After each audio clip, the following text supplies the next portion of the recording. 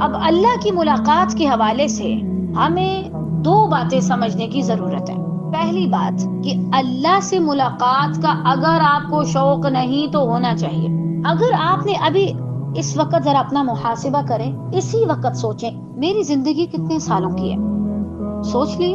اب یہ سوچیں ان سالوں میں کتنی بار میں نے بڑی طرف سے کہا یا اللہ مجھے آپ کو دیکھنا ہے، مجھے آپ سے ملنا ہے، مجھے آپ سے ملاقات کرنی ہے۔ اور یہ کیوں ضروری ہے؟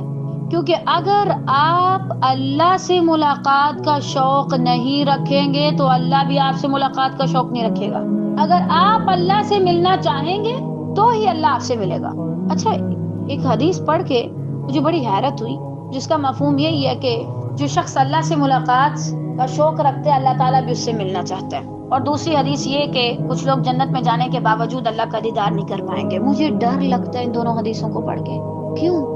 کہیں ایسا نہ ہو کہ کوئی شخص جو اللہ کا دیدار نہیں کر سکتا ان میں وہ بھی شامل ہو جس نے کبھی یہ نہیں شوق رکھا تھا کہ میں اللہ سے ملوں، لہٰذا اس نے دنیا میں کبھی یہ شوق رکھا ہی نہیں، پالا ہی نہیں، اس لیے اللہ نے اسے محروم کر دیا۔ ڈرا کر اس حدیث میں کہیں ایسے لوگ شامل نہ ہوں کہ جنہوں نے کبھی اللہ سے ملاقات کا شوق نہیں رکھا، نہ کبھی سوچا اور نہ کبھی اس چیز کی خواہش کی۔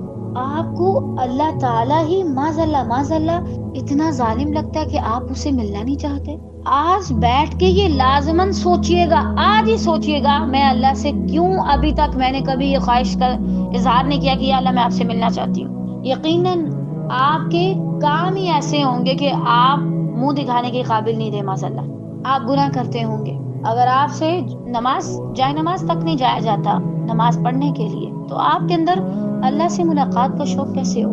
اگر ابھی تک زندگی میں آپ نے محبتوں کو چکھا ہے، آپ یہ سوچ کے نہیں روئے کہ یا اللہ میں آپ سے ملنا چاہتی ہوں، تو آپ نے کیا کیا اپنی زندگی میں؟ بیکار ہے آپ کی 20 سالہ 25 سالہ 30 سالہ 40 سالہ زندگی۔ کیا کمایا اپنی زندگی میں؟